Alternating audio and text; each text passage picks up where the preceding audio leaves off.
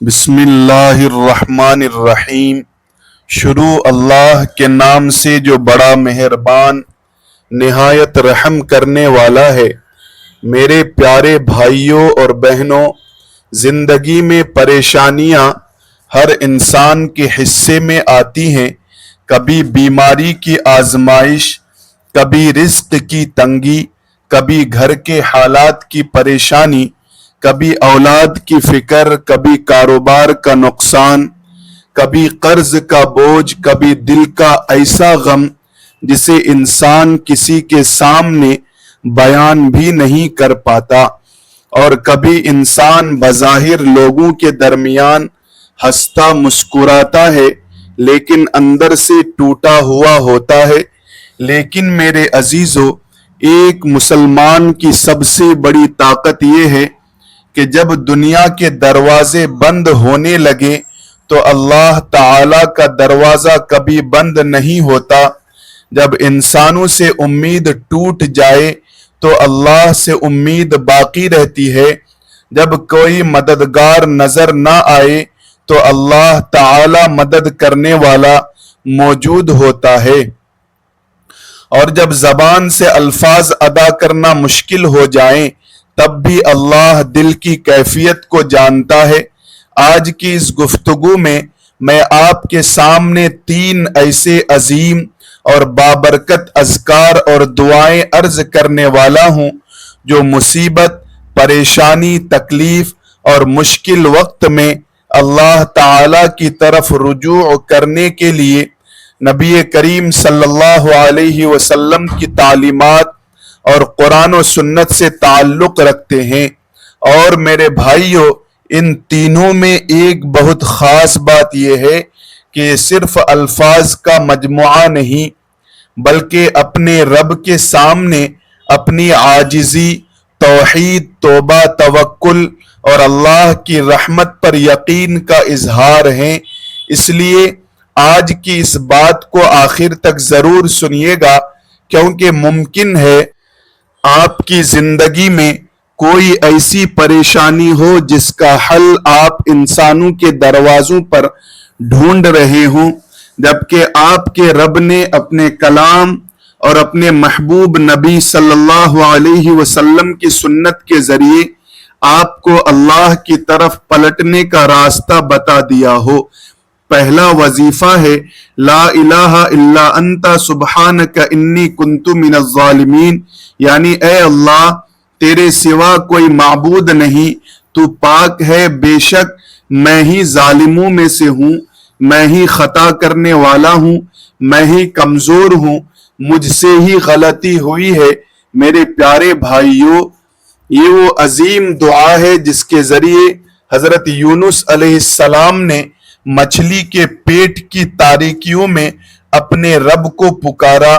قرآن مجید میں سورۃ الانبیاء کی آیت نمبر 87 میں حضرت یونس علیہ السلام کی یہ دعا ذکر ہوئی، اور اس کے بعد اللہ تعالی نے فرمایا کہ ہم نے ان کی دعا قبول فرمائی اور انہیں غم سے نجات دی۔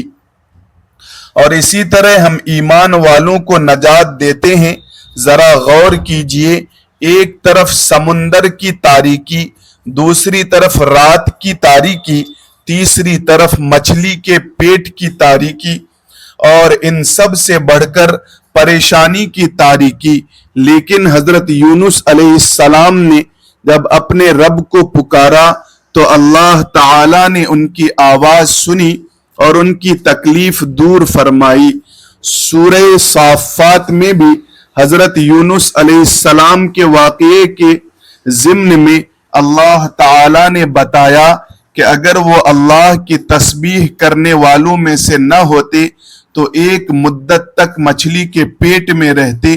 میرے بھائیوں، یہاں ایک بہت بڑا سبق ہے کہ مصیبت میں انسان صرف اپنی مصیبت نہ دیکھے بلکہ اپنے رب کو پہچانے، اپنی کمزوری کو تسلیم کرے اور اللہ تعالی کی پاکیزگی بیان کرے۔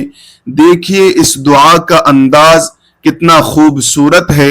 لا الہ الا انت، اے اللہ، تیرے سوا کوئی معبود نہیں، سب سے پہلے توحید بیان کی، سبحانک، اے اللہ تو پاک ہے، تجھ سے کوئی غلطی نہیں ہو سکتی، تو ظلم نہیں کرتا، تو کسی پر زیادتی نہیں کرتا۔ پھر فرمایا انی کنت من الظالمین، بے شک میں ہی خطا کرنے والوں میں سے تھا۔ یعنی بندہ اپنی شکایت لے کر اللہ کے سامنے کھڑا نہیں ہوتا، بلکہ پہلے اللہ کی عظمت اور پاکیزگی بیان کرتا ہے اور پھر اپنی کمزوری اور خطا کا اعتراف کرتا ہے۔ میرے بھائیوں، ہم اکثر پریشانی میں کہتے ہیں میرے ساتھ ہی ایسا کیوں ہوا، میرے ساتھ ہی یہ مسئلہ کیوں آیا، میری دعا قبول کیوں نہیں ہوئی۔ لیکن حضرت یونس علیہ السلام کی دعا ہمیں ایک دوسرا راستہ سکھاتی ہے، وہ یہ کہ اے اللہ تو پاک ہے، تو بے عیب ہے، اگر کہیں غلطی ہوئی ہے تو مجھ سے ہوئی ہے، اگر کہیں کمی ہوئی ہے تو مجھ سے ہوئی ہے، تو پاک ہے، تو حکمت والا ہے، تو جاننے والا ہے، یہی تو بندگی ہے، یہی عاجزی ہے، یہی توبہ ہے۔ اور اسی لیے یہ دعا صرف مصیبت کے وقت پڑھنے کی چیز نہیں، بلکہ اپنی زندگی میں اللہ تعالی کی طرف رجوع کرنے کا ایک عظیم ذریعہ ہے۔ نبی کریم صلی اللہ علیہ وسلم نے حضرت یونس علیہ السلام کی اس دعا کی عظمت بیان فرمائی اور بتایا کہ جو مسلمان اس دعا کے ذریعے اللہ تعالی کو پکارے، اللہ تعالیٰ اس کی دعا قبول فرماتا ہے۔ اس لیے میرے عزیزو، اگر آپ کسی پریشانی میں ہیں، کسی مشکل میں ہیں، کسی غم میں ہیں، کسی معاملے نے آپ کو اندر سے توڑ رکھا ہے، تو اس دعا کو صرف زبان سے جلدی جلدی نہ پڑھیں، بلکہ اس کے معنی سمجھ کر پڑھیں۔ کہیں یا اللہ تیرے سوا کوئی معبود نہیں، تو پاک ہے، تو غلطی سے پاک ہے، میں کمزور ہوں، مجھ سے غلطیاں ہوتی ہیں، مجھ سے کوتاہیاں ہوئی ہیں، یا اللہ مجھے معاف فرما، میری پریشانی دور فرما، میرے لیے آسانی پیدا فرما۔ آپ دیکھیں گے کہ جب بندہ معنی سمجھ کر دعا کرتا ہے تو دل کی کیفیت بدلنے لگتی ہے۔ دوسرا عظیم وظیفہ ہے یا حی یا قیوم برحمتک استغیث، اے ہمیشہ زندہ رہنے والے، اے سب کو قائم رکھنے والے، میں تیری رحمت کے ذریعے مدد طلب کرتا ہوں۔ میرے بھائیوں، یہ بھی بڑی عظیم دعا ہے۔ اس دعا میں انسان اپنی طاقت کا دعویٰ نہیں کرتا، بلکہ اپنی بے بسی کا اقرار کرتا ہے۔ یا حی، اے ہمیشہ زندہ رہنے والے، یا قیوم، اے وہ ذات جو خود قائم ہے اور پوری کائنات کو قائم رکھنے والی ہے، برحمتک استغیث، میں تیری رحمت کے ذریعے مدد مانگتا ہوں۔ یعنی یا اللہ مجھے اپنے زور پر نہیں چھوڑ، مجھے میری کمزوری کے حوالے نہ کر، میں تیری رحمت کا محتاج ہوں، میں تیرے سہارے کا محتاج ہوں، میں تیری مدد کا محتاج ہوں۔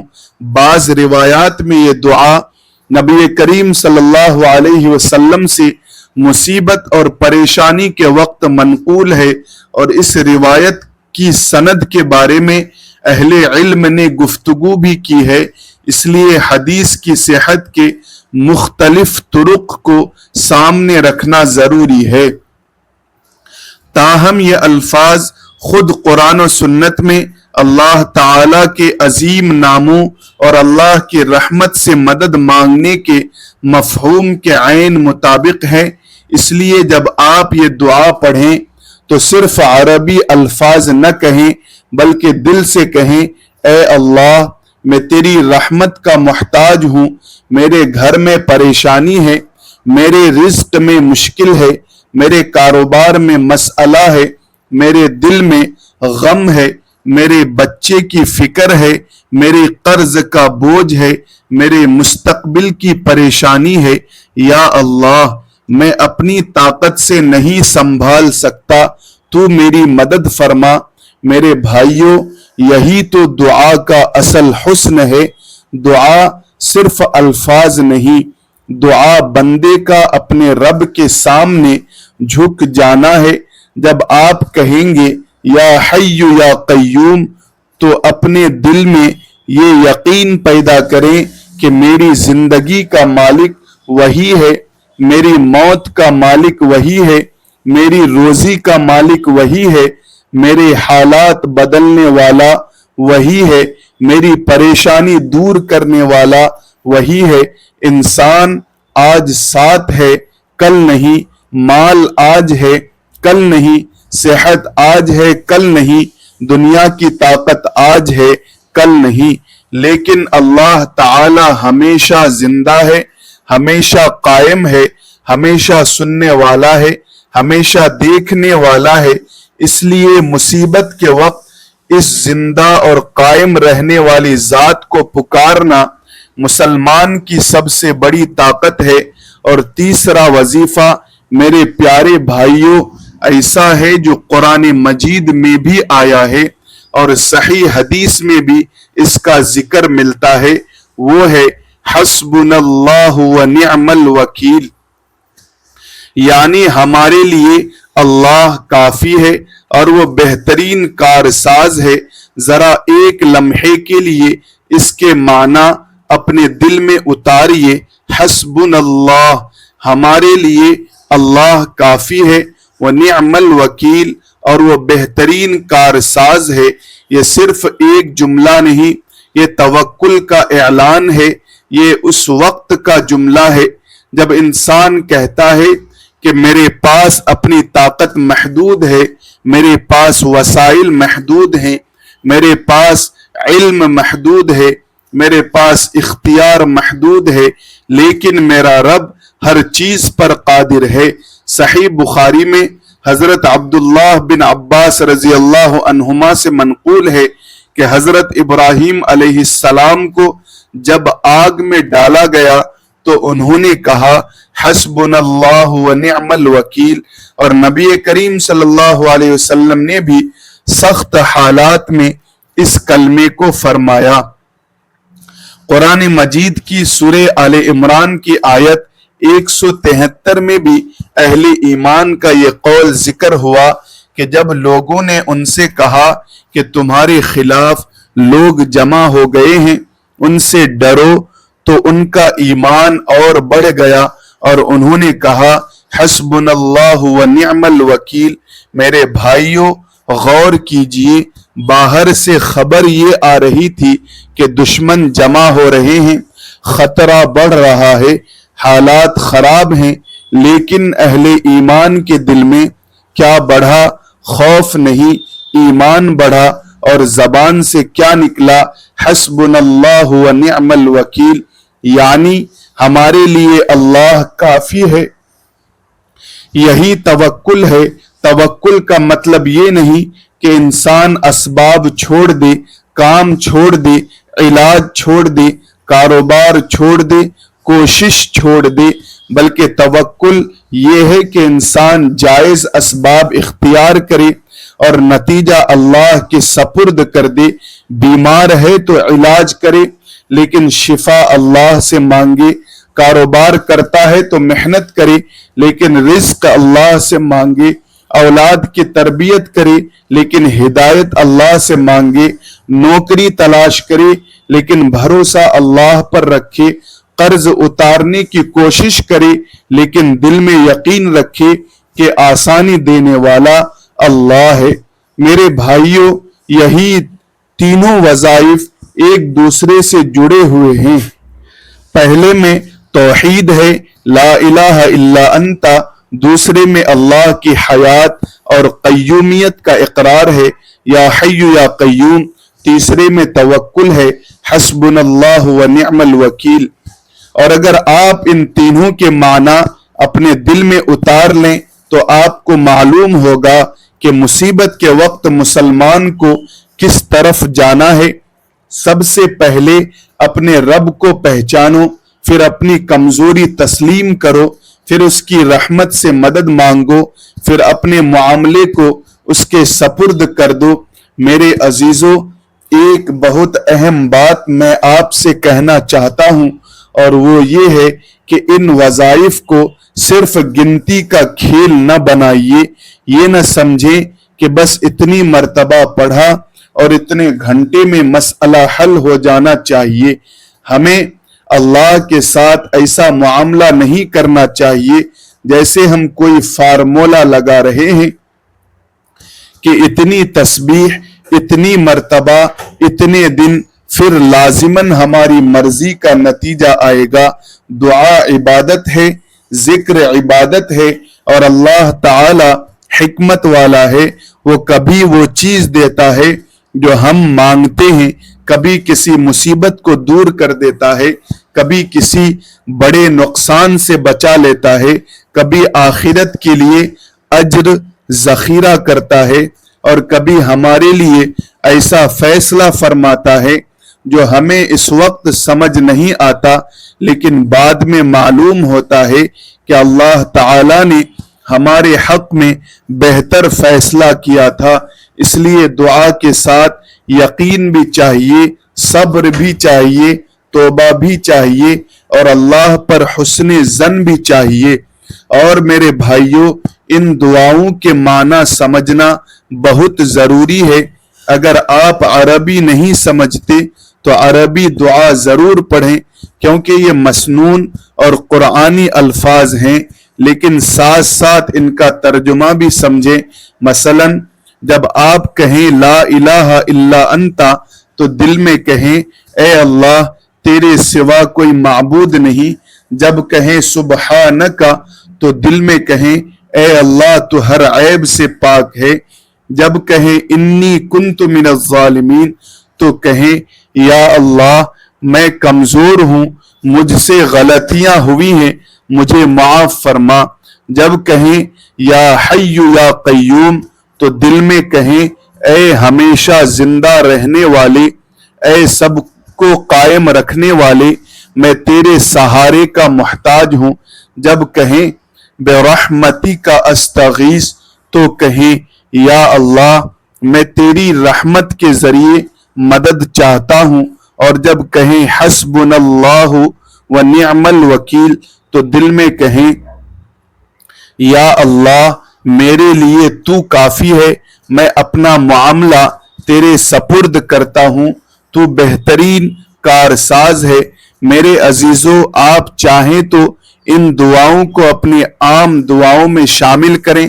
نماز کے بعد تہجد میں، سجدے میں، جہاں دعا کرنا مسنون اور مناسب ہو وہاں اپنی حاجات کے ساتھ اللہ تعالی سے مانگیں، اور تشہد کے بعد درود شریف پڑھ کر نبی کریم صلی اللہ علیہ وسلم کی تعلیم کے مطابق اپنی پسندگی دعائیں مانگنے کا موقع بھی ملتا ہے۔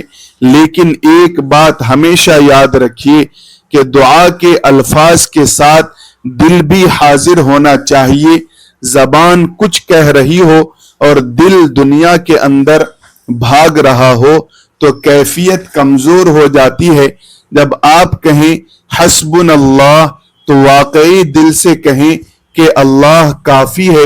جب آپ کہیں لا الہ الا انتا تو دل سے کہیں کہ میرے پاس تیرے علاوہ کوئی حقیقی معبود نہیں۔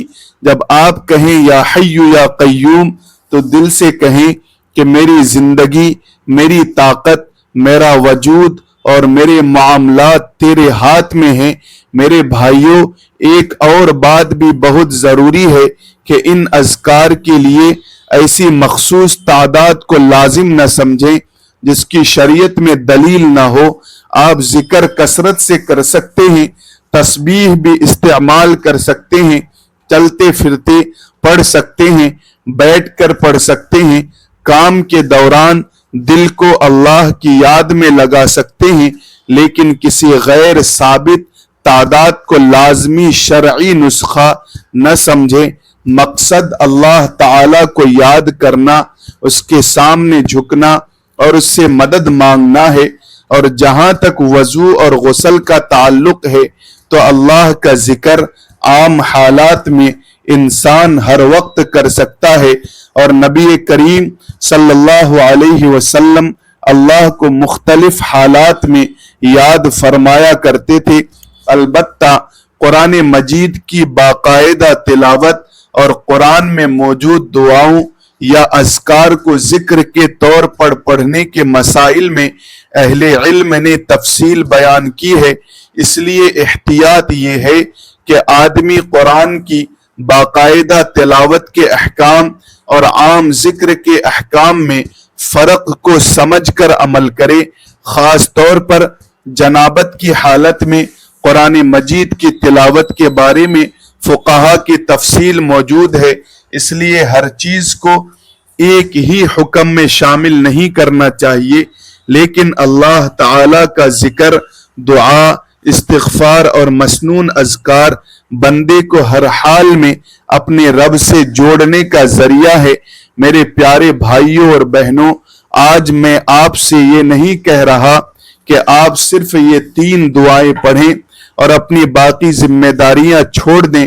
میں آپ سے یہ کہہ رہا ہوں کہ جب پریشانی آئے تو اللہ کی طرف واپس آئیں، نماز کی پابندی کریں، حلال اسباب اختیار کریں، اپنے گناہوں سے توبہ کریں، والدین کے حقوق ادا کریں، لوگوں کے حقوق ادا کریں، حرام سے بچیں، اور پھر ان دعاؤں کو اپنے دل کی آواز بنا لیں۔ اگر رزق کی پریشانی ہے تو حسبنا اللہ و نعم الوکیل پڑھیں اور ساتھ حلال روزگار کی کوشش کریں۔ اگر دل پر غم ہے تو یا حی یا قیوم برحمتک استغیث پڑھیں اور اللہ کے سامنے اپنے دل کی بات رکھیں۔ اگر اپنی کسی غلطی، گناہ یا کوتاہی کی وجہ سے دل بوجھل ہے تو لا الہ الا انت سبحانک انی کنت من الظالمین پڑھیں، توبہ کریں اور اللہ سے معافی مانگیں۔ اگر گھر میں اختلاف ہے تو صرف وظیفہ پڑھ کر دوسرے انسان کو برا کہنا شروع نہ کریں، بلکہ اپنے رویے کو بھی دیکھیں۔ معافی مانگنے کی ضرورت ہو تو معافی مانگیں، ظلم ہو رہا ہو تو اسے روکنے کی جائز کوشش کریں اور اللہ سے مدد مانگیں۔ اگر بیماری ہے تو دعا بھی کریں اور علاج بھی کریں۔ اگر قرض ہے تو دعا بھی کریں اور قرض اتارنے کی عملی منصوبہ بندی بھی کریں۔ اگر اولاد پریشان کر رہی ہے تو دعا بھی کریں اور محبت، تربیت اور حکمت کے ساتھ اصلاح کی کوشش بھی کریں۔ یہی اسلام کا متوازن راستہ ہے۔ میرے بھائیوں، کبھی کبھی اللہ تعالی ہماری پریشانی فوراً ختم نہیں کرتا، لیکن اس پریشانی کے اندر ہمارا مقام بلند کر دیتا ہے۔ کبھی مسئلہ وہی رہتا ہے مگر دل بدل جاتا ہے، کبھی حالات نہیں بدلتے لیکن اللہ بندے کو اتنی ہمت دے دیتا ہے کہ وہ انہیں حالات میں مضبوط ہو جاتا ہے۔ کبھی راستہ وہ نہیں کھلتا جس کا ہم انتظار کر رہے ہوتے ہیں، بلکہ اللہ تعالی ایک ایسا راستہ کھول دیتا ہے جس کا ہمیں گمان بھی نہیں ہوتا۔ اس لیے دعا کے بعد مایوس نہ ہونا، اللہ کی رحمت سے نا امید نہ ہونا، اپنے رب کے بارے میں اچھا گمان رکھنا۔ میرے عزیزو، آج کے ان 3 وظائف کو یاد رکھیے۔ پہلا، لا الہ الا انت سبحانک انی کنت من الظالمین۔ دوسرا، یا حی یا قیوم برحمتک استغیث۔ اور تیسرا، حسبنا اللہ و نعم الوکیل۔ لیکن صرف یاد نہ کیجئے، ان کے معنی بھی یاد کیجئے۔ ان کے اندر موجود توحید، توبہ، عاجزی، رحمت اور توکل کو اپنے دل میں اتاریے۔ آپ ہر حال میں اپنے رب کو پکاریے، کیونکہ اللہ صرف مصیبت کا رب نہیں بلکہ خوشی کا بھی رب ہے۔ اللہ صرف بیماری میں یاد کرنے والی ذات نہیں بلکہ صحت میں بھی یاد کرنے والی ذات ہے۔ اللہ صرف قرض کے وقت پکارنے والا نہیں بلکہ رزق ملنے کے وقت شکر کرنے والی ذات ہے۔ اور آخر میں میرے پیارے بھائیوں اور بہنوں، میں آپ کے لیے دل سے دعا کرتا ہوں، اے اللہ جو شخص یہ بیان سن رہا ہے اس کی ہر جائز پریشانی کو دور فرما، اس کے دل کو سکون عطا فرما، بیماروں کو شفا عطا فرما، مقروضوں کے قرض ادا فرما، بے روزگاروں کے لیے حلال روزگار عطا فرما، جن کے گھروں میں اختلاف ہے وہاں محبت اور سکون عطا فرما، جن کی اولاد پریشان ہے ان کی اولاد کو نیک، صالح اور فرما بردار بنا، جن کے دل کسی غم سے ٹوٹے ہوئے ہیں ان کے دلوں کو اپنی رحمت سے جوڑ دے، جن کی دعائیں مدت سے قبولیت کی منتظر ہیں ان کے لیے خیر کے دروازے کھول دے، ہماری آزمائشوں کو ہمارے لیے رحمت بنا دے اور دنیا و آخرت میں ہمیں کامیاب فرما، آمین یا رب العالمین۔ میرے پیارے بھائیوں اور بہنوں، اگر آج کی یہ بات آپ کے دل کو لگی ہو، اگر آپ کو ان تینوں دعاؤں کے اندر اپنے لیے کوئی فائدہ محسوس ہوا ہو تو اس ویڈیو کو لائک ضرور کیجئے، اپنے ان بھائیوں اور بہنوں تک شیئر کیجئے جو کسی پریشانی یا مشکل میں مبتلا ہے، کیونکہ ممکن ہے آپ کے ایک شیئر کی وجہ سے کسی پریشان انسان کو اللہ کو پکارنے کا راستہ مل جائے۔ ہمارے چینل کو سبسکرائب کر لیجئے تاکہ ایسی دینی، اصلاحی اور فائدہ مند باتیں آپ تک مسلسل پہنچتی رہیں۔ جزاکم اللہ خیرن کثیرا۔ السلام علیکم ورحمۃ اللہ وبرکاتہ۔